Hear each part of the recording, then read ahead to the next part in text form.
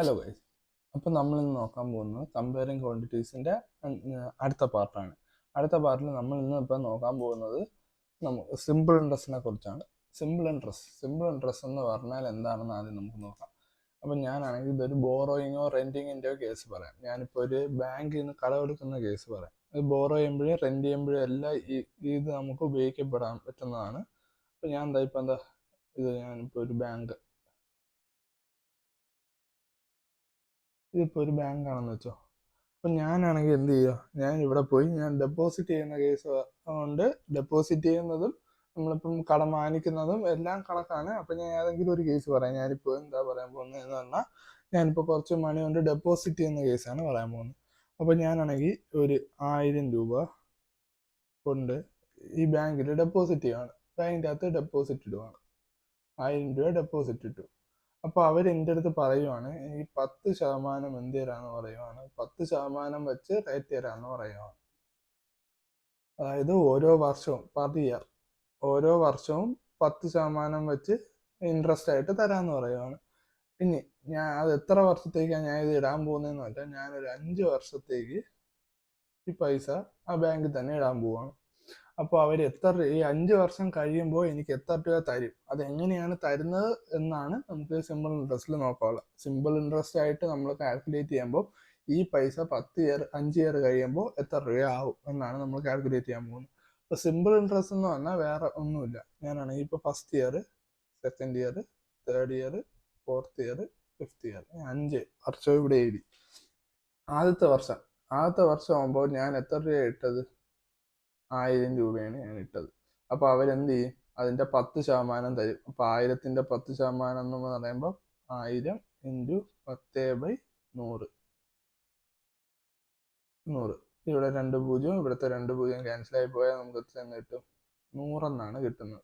അപ്പോൾ 1000ൻ്റെ 10% എന്താണ്, 100. അപ്പോൾ എനിക്ക് എന്ത് ചെയ്യും, ഇവർ ഒരു വർഷം കഴിയുമ്പം ടോട്ടൽ എനിക്ക് എത്ര രൂപ തരണം, 1100 രൂപ. 1100 രൂപ എനിക്ക് ഇവർ തരണം. 1100 രൂപ ഇവരെനിക്ക് തരും.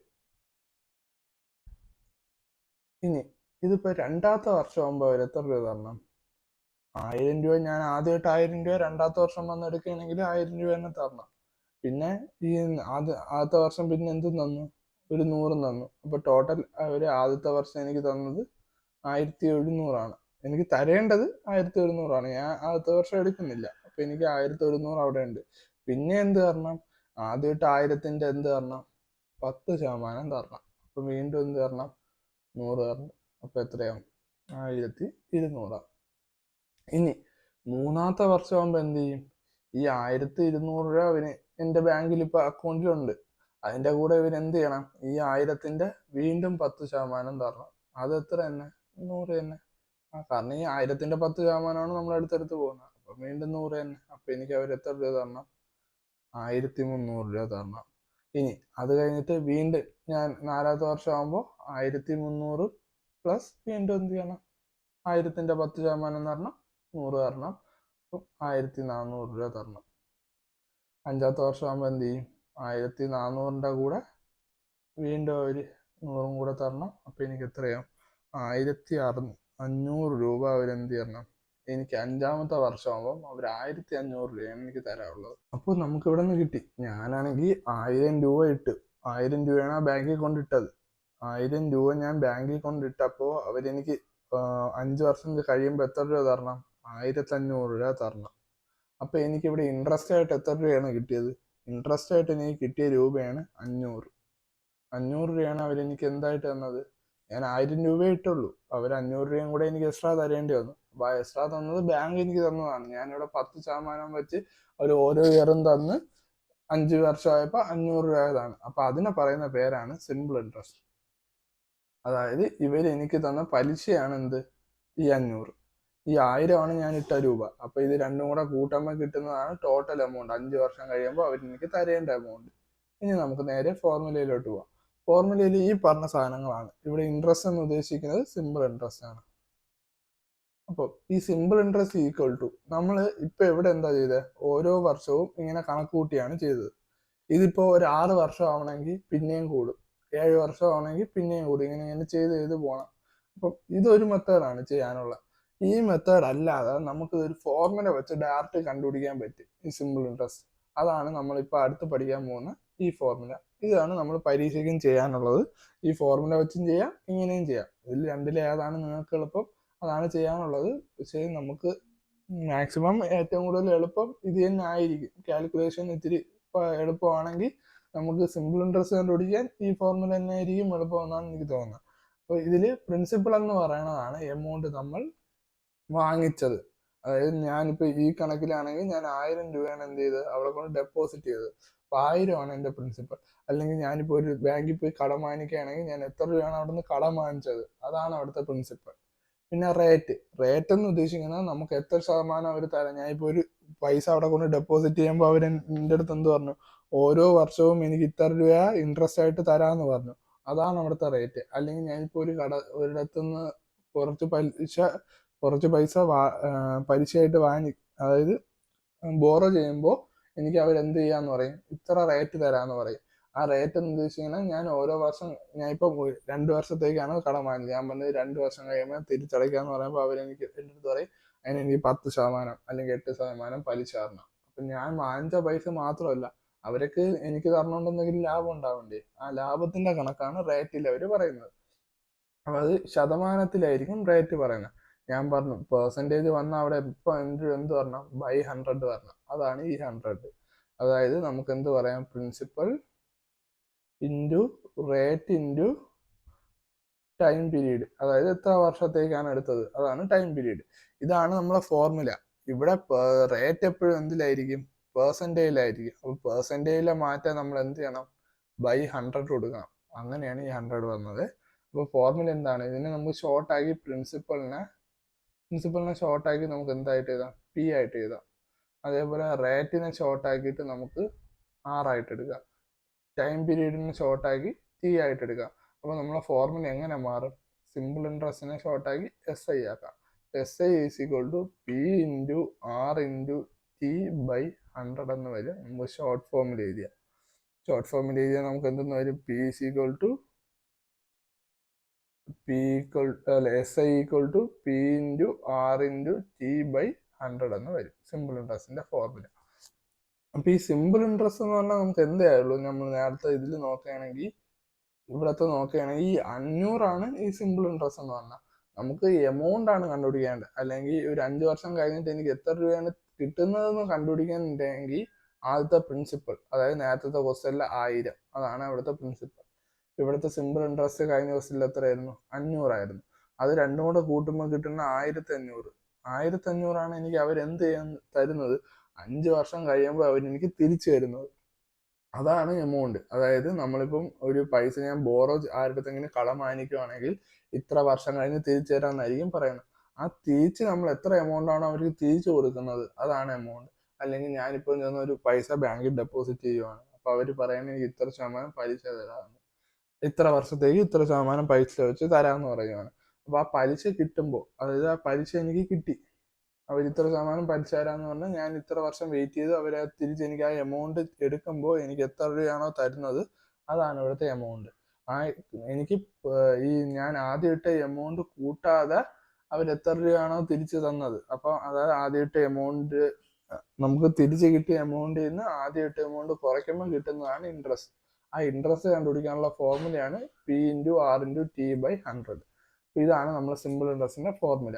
ഇതിൽ നമുക്ക് ഇങ്ങനെയും ചെയ്യാം, ഞാൻ ആദ്യം പറഞ്ഞതുപോലെയും നമുക്ക് ചെയ്യാം. രണ്ട് ചെയ്താലും നമുക്ക് എന്ത് തന്നെ കിട്ടത്തുള്ളൂ, സെയിം ആൻസറേ കിട്ടത്തുള്ളൂ. അത് ഞാനാണെങ്കിൽ ഒരു എക്സാമ്പിൾ ക്വസ്റ്റ്യനിൽ ഞാനത് 2 മെത്തേഡിലും ചെയ്ത് കാണിച്ചു തരാം.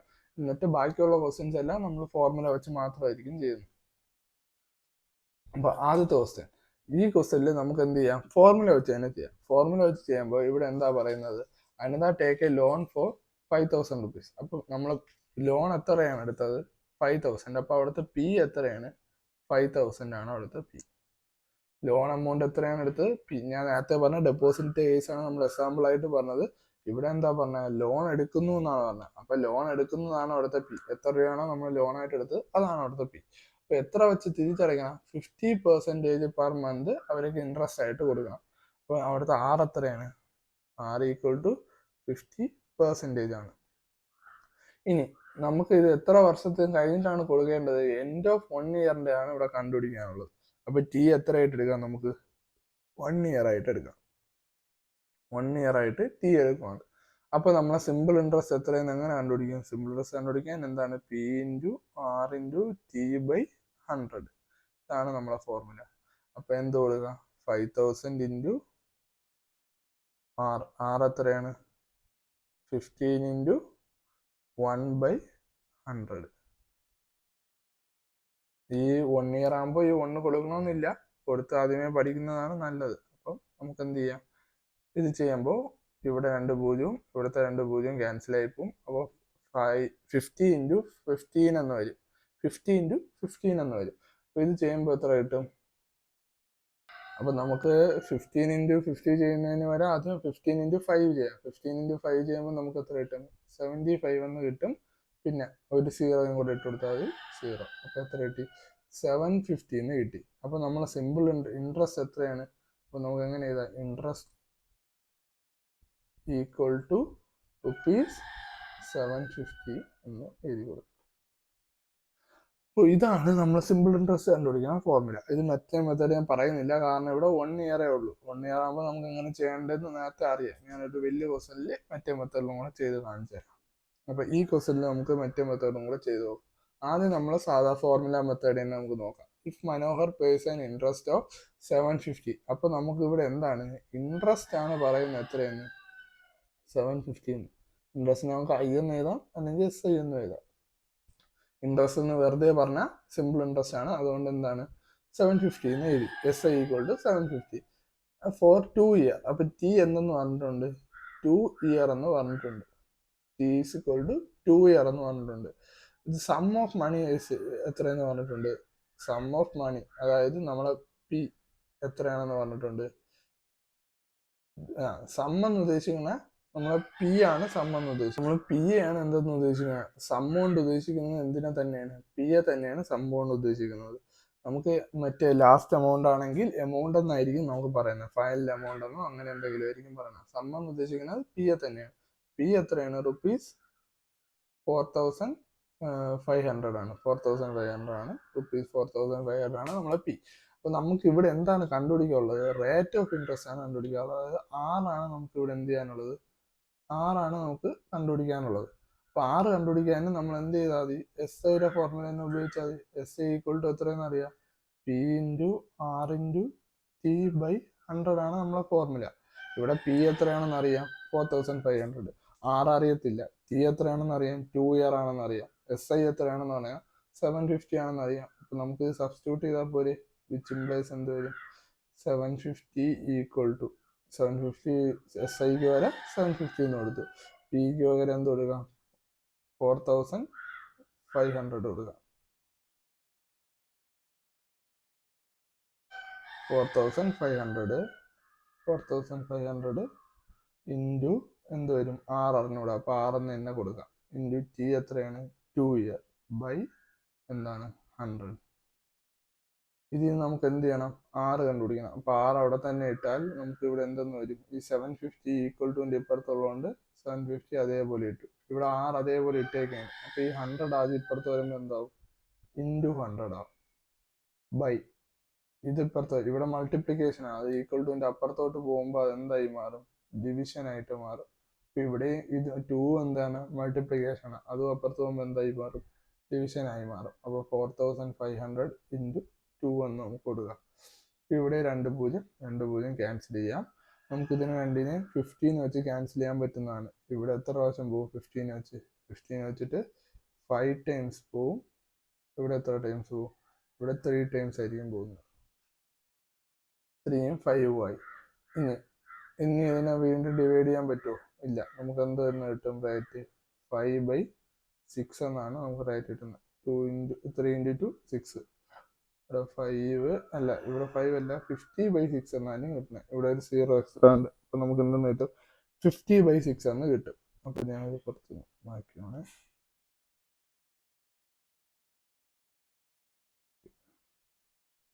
50/6 എന്നാണ് നമുക്കിവിടെ കിട്ടിയത്.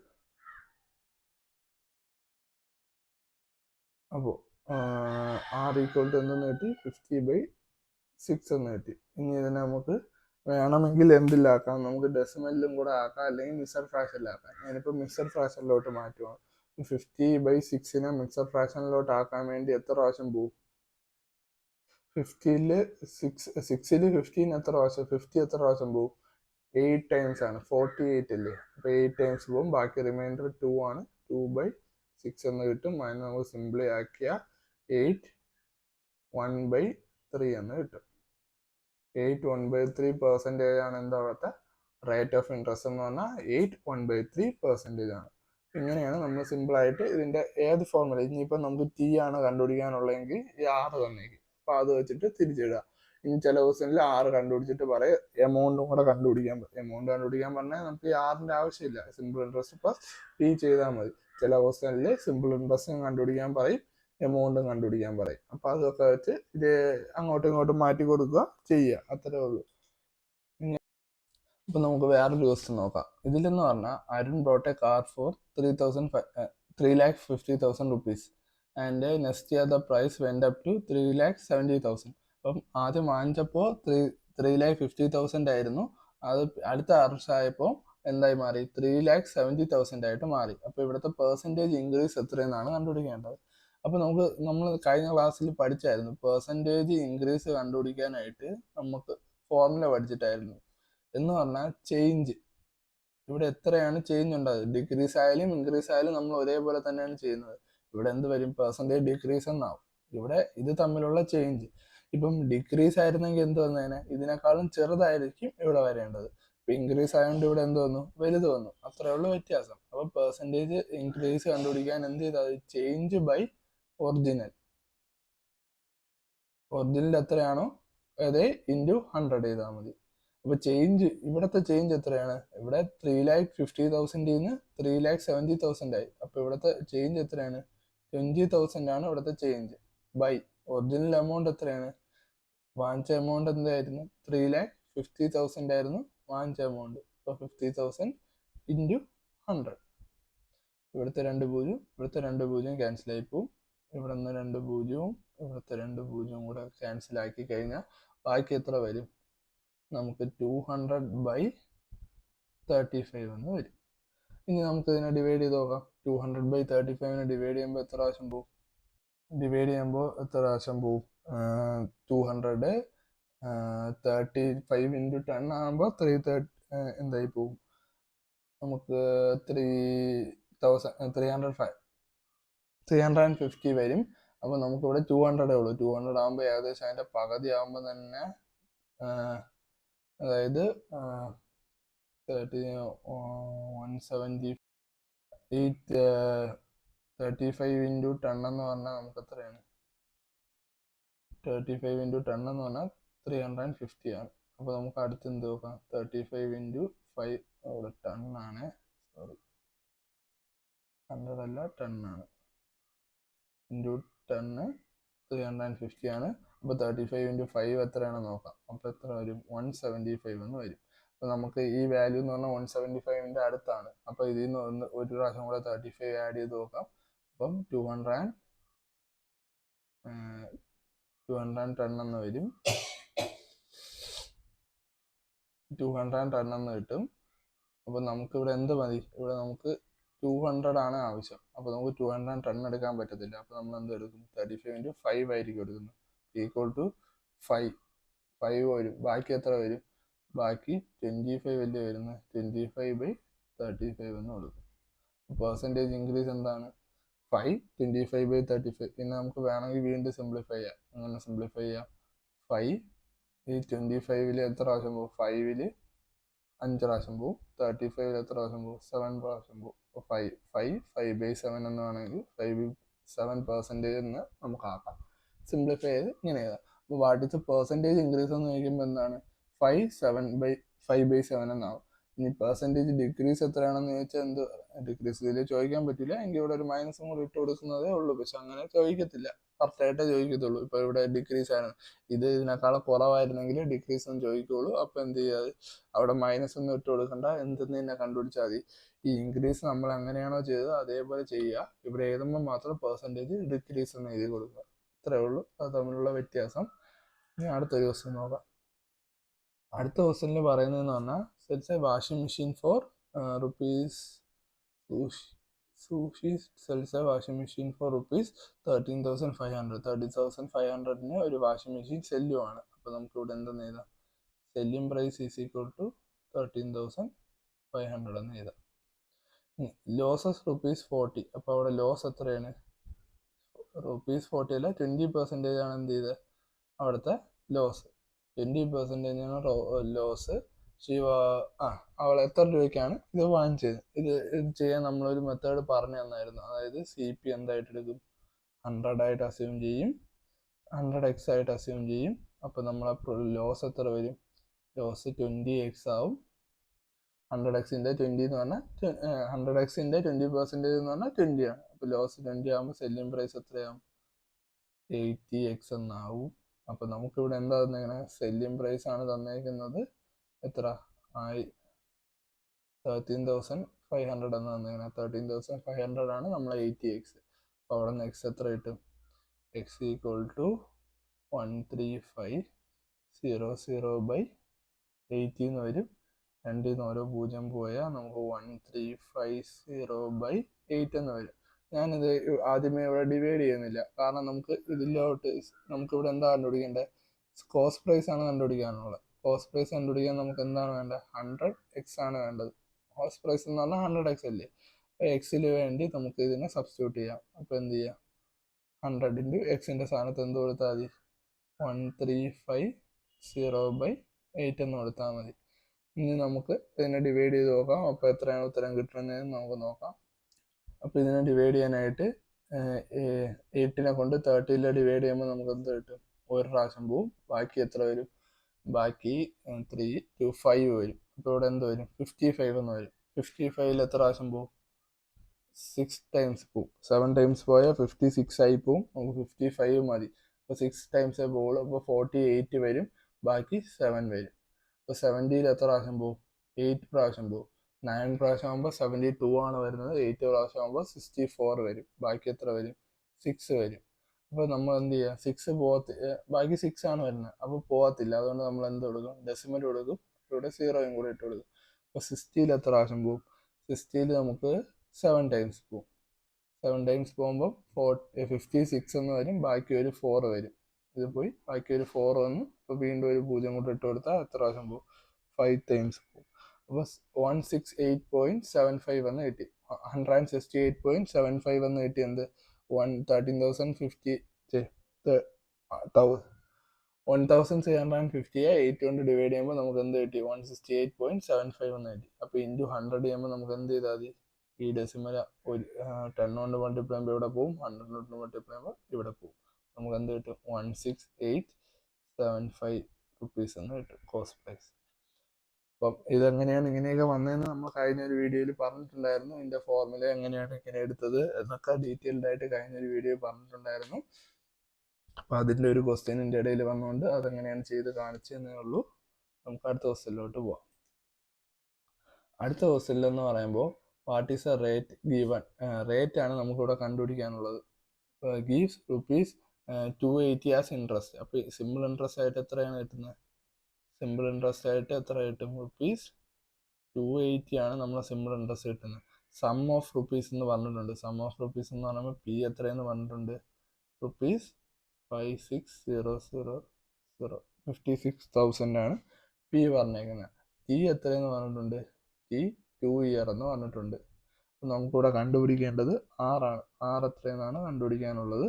അപ്പോൾ നമ്മൾ എന്ത് തന്നെ ചെയ്യും, സിമ്പിൾ ഇൻട്രസ്റ്റിൻ്റെ ഫോർമുല തന്നെ എടുക്കും. സിമ്പിൾ ഇൻട്രസ്റ്റിൻ്റെ ഫോർമുല കൊടുക്കുമ്പോൾ നമുക്ക് എന്തെന്ന് കിട്ടും, simple interest equal to P into R into T by 100 എന്ന് വരും. അപ്പോൾ നമുക്ക് വാല്യൂ സബ്സ്റ്റിറ്റ്യൂട്ട് ചെയ്യാം, which implies 280 equal to simple interest 280 ആണ് ഈക്വൽ ടു 56,000 ഇൻറ്റു 6 തന്നെയാണ് ഇൻറ്റു ടി ടി എത്രയാണ് 2 സബ്സ്റ്റിറ്റ്യൂട്ട് ചെയ്യാം ബൈ 100. ഇവിടെ നിന്ന് എന്ത് ചെയ്യാം 2 ക്യാൻസൽ ആയി പോവാം. ആദ്യമേ ക്യാൻസൽ ചെയ്യാം എന്നിട്ട് നമുക്ക് മാറ്റാം. ഇവിടുത്തെ 6 ഞാൻ ആദ്യമേ എടുത്ത് ചെയ്തതാണ് 6 ഈക്വൽ ടു ഇനി ബാക്കി എല്ലാത്തിനും അപ്പുറത്ത് കൊണ്ടുപോവാണ്. ഈ ടി പോയി ഇപ്പോൾ ഇവിടുത്തെ ഈ 100 ഇല്ല, ഇത്രയേ ഉള്ളൂ. ഇവിടെ ഈക്വൽ ടുവിൻ്റെ ഇപ്പുറത്ത് എന്തുണ്ട്, ഒരു 280 ഉണ്ട്. ഇനി ഇവിടെ എന്തുണ്ട്, 560 ഉണ്ട്. 560 ഇവിടെ കിടക്കുകയാണ്. അപ്പോൾ അത് ഈക്വൽ ടുവിൻ്റെ അപ്പുറത്തോട്ട് പോകുമ്പോൾ ഡിവൈഡഡ് ബൈ 560 എന്നാവും. ഇനി ഇവിടെ 2 ഉണ്ട്, അതും അപ്പുറത്ത് പോകുമ്പോൾ ഡിവൈഡഡ് ബൈ 2 എന്നാവും. ഇങ്ങനെ ആയിരിക്കും നമുക്ക് ക്വസ്റ്റ്യൻ വന്നത്. ഇവിടെ എന്ത് ചെയ്യുക, ഓരോ പൂജ്യം കൂടെ ക്യാൻസൽ ചെയ്ത് കളഞ്ഞാൽ 28/56 × 2 എന്ന് വരും. അപ്പോൾ ഇതാണ് അടുത്ത് ചെയ്യാൻ. അപ്പോൾ നമുക്ക് ഇവിടെ ഇത് കാണുമ്പോഴേ മനസ്സിലായി 28/56. അപ്പോൾ ഇത് 2 ടൈംസ് മൾട്ടിപ്ലൈ ചെയ്യുമ്പോഴാണ് എന്ത് കിട്ടുന്നത്, 56 കിട്ടുന്നത്. അപ്പോൾ 2 വെച്ച് ഡിവൈഡ് ചെയ്യാം. നമുക്ക് എന്ത് കിട്ടി, 1/4. ഈ 2 × 2 4. അപ്പോൾ 1/4% എന്ന് കിട്ടി. ഇതിനെ വേണമെങ്കിൽ ഡെസിമലിൽ നമുക്ക് എങ്ങനെ എഴുതാം, 0.25% എന്നാണെങ്കിൽ എഴുതാം. ഇങ്ങനെ എഴുതിയാൽ മതി. 1/4% എഴുതണം തന്നെ ധാരാളമാണ്. അപ്പം അങ്ങനെ എഴുതിയാലും മതി. നമുക്ക് ഒരു ക്വസ്റ്റ്യനും കൂടെ നോക്കാം. അടുത്ത ക്വസ്റ്റ്യനിലെന്ന് പറഞ്ഞാൽ if Meera gives N interest of ₹45. അപ്പോൾ ഇവിടുത്തെ ഇൻട്രസ്റ്റ് എത്രയാണ്, സിമ്പിൾ ഇൻട്രസ്റ്റ് ഈക്വൽ ടു 45 ആണ്. Equal to 45. ഇനി 1 ഇയറിലാണ്. അപ്പോൾ ടി എത്രയാണ്, ഈക്വൽ ടു 1 ഇയർ. 1 ആണ് 1 ഇയർ. ഇനി അടുത്ത് എന്താ പറയുന്നത്, റേറ്റ് R ഈക്വൽ ടു എത്രയെന്ന് പറഞ്ഞിട്ടുണ്ട്, 9%. 9% എന്ന് പറഞ്ഞിട്ടുണ്ട്. വാട്ട് ഈസ് ദ സം എന്ന് പറഞ്ഞാൽ നമുക്കിപ്പോൾ ഇവിടെ എന്താണ് കണ്ടുപിടിക്കേണ്ടത്, പി ആണ് നമുക്കിവിടെ കണ്ടുപിടിക്കാനുള്ളത്. പി കണ്ടുപിടിക്കാനായിട്ട് നമുക്ക് ആദ്യം എന്ത് ചെയ്യാം, സിമ്പിൾ ഇൻട്രസ്റ്റിൻ്റെ ഫോർമുലയിൽ തന്നെ തുടങ്ങാം. സിമ്പിൾ ഇൻട്രസ്റ്റിൻ്റെ ഫോർമുല എന്താണ്, P into R into T by 100 ആണ്. നമുക്ക് എന്ത് സിമ്പിൾ ഇൻട്രസ്റ്റ് എത്രയാണ്, 45 ആണ്. ഈക്വൽ ടു പി അറിയത്തില്ല, അപ്പോൾ പി എന്ന് തന്നെ കൊടുക്കാം. ഇൻറ്റു R എത്രയാണ്, 9 ആണ്. 9% ഇൻറ്റു ടി എത്രയാണ്, 1 ഇയർ ആണ് ബൈ 100. നമുക്കിതിൽ പി ആണ് കണ്ടുപിടിക്കാനുള്ളത്. അപ്പോൾ പി അവിടെ ഇടാം. ഈക്വൽ ടു ഇവിടെ ഈക്വൽ ടുവിൻ്റെ ഇപ്പുറത്ത് എന്തുണ്ട്, 45 ഉണ്ട്. ഈ 100 ഇപ്പുറത്ത് കൊണ്ട് പോകുമ്പോൾ ഇൻറ്റു 100 ആവും ബൈ ഈ 9 ഇപ്പുറത്തോട്ട് പോകുമ്പോൾ എന്താവും, ഇവിടെ മൾട്ടിപ്ലിക്കേഷൻ ഈക്വൽ ടുവിൻ്റെ അപ്പുറത്ത് പോകുമ്പോൾ ഡിവൈഡ് ആവും. 1 ഇപ്പുറത്ത് പോകുമ്പോൾ എന്താവും, 1 ഡിവൈഡ് ആവും. ഇങ്ങനെ കിട്ടി. ഇനി നമുക്ക് ഇത് തമ്മിൽ ക്യാൻസൽ ചെയ്യാൻ പറ്റും. എത്ര പ്രാവശ്യം പറ്റും, 5 ടൈംസ് പറ്റും. അപ്പോൾ 5 × 100 എത്ര വരും, 500 എന്ന് വരും. അപ്പോൾ നമ്മുടെ പ്രിൻസിപ്പൾ എത്രയെന്ന് കിട്ടി, ₹500. ഇവിടെ ഈ യൂണിറ്റ് എഴുതുന്നത് ഇമ്പോർട്ടൻ്റ് ആണ്. നമ്മൾ എല്ലാ ക്വസ്റ്റ്യനിലും യൂണിറ്റ് ആണ് ഇപ്പോൾ മെയിനായിട്ട് നോക്കുന്നത്. യൂണിറ്റിന് ഓരോ മാർക്ക് വെച്ച് ഉണ്ട്. അപ്പോൾ യൂണിറ്റ് എഴുതുന്നത് എല്ലാ ക്വസ്റ്റ്യനും ഇമ്പോർട്ടൻ്റ് ആണ്. അപ്പോൾ എല്ലാ ക്വസ്റ്റ്യനിലും യൂണിറ്റ് ചെയ്താൽ, ഇവിടെ സ്റ്റെപ്പ് ചെയ്യുമ്പോൾ യൂണിറ്റ് ചെയ്തണമെന്ന് നിർബന്ധമില്ല. ലാസ്റ്റ് നമ്മൾ എന്ത് ചെയ്താൽ മതി, എടുത്ത് എഴുതുമ്പോൾ യൂണിറ്റും കൂടെ ഇട്ടൊന്ന് എടുത്ത് എഴുതിയാലും മതി. അപ്പോൾ ഇങ്ങനെയാണ് നമ്മൾ എന്ത് ചെയ്യുന്നത്, സിമ്പിൾ ഇൻട്രസ്റ്റിൻ്റെ പ്രോബ്ലം സോൾവ് ചെയ്യുന്നത്. അതെങ്ങനെയാണ് എളുപ്പം സോൾവ് ചെയ്യണമെന്നും നമുക്ക് അതെങ്ങനെയാണ് ഒറിജിനലായിട്ട് എങ്ങനെയാണ് വരണതെന്നും പിന്നെ നമുക്ക് ഫോർമുല വെച്ച് എങ്ങനെ സോൾവ് ചെയ്യാമെന്നും എല്ലാം നമ്മൾ ഈ ഒരു വീഡിയോയിൽ നോക്കി. അപ്പോൾ അടുത്തൊരു വീഡിയോയിൽ നമുക്ക് കോമ്പൗണ്ട് ഇൻട്രസ്റ്റ് എങ്ങനെയാണ് ചെയ്യുന്നത് നോക്കാം.